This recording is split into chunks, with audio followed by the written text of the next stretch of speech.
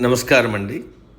ఈనాటి కమ్మని కథ పేరు బాగా నచ్చిన కథ. వినిపిస్తున్నది మీ విజయభాస్కర్.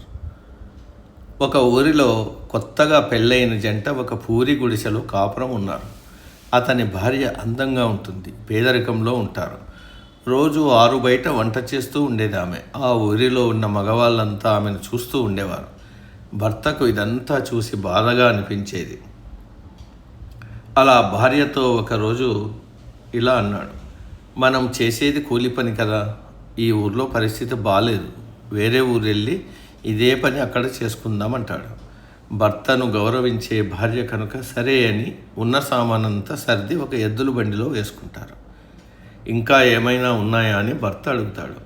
అప్పుడు భార్య ఇలా అంది, బయట పొయ్యి రాళ్ళు 3 ఉన్నాయి, తెచ్చి బండిలో పెట్టండి అంటుంది. అప్పుడు భర్త అంటాడు, ఈ మాత్రం రాళ్ళు అక్కడ ఉండవా అని.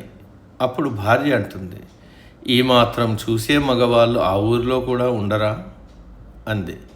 కావాల్సింది నమ్మకం, మన హద్దులు తప్ప వేరే వాళ్లకు భయపడకూడదు అంటుంది.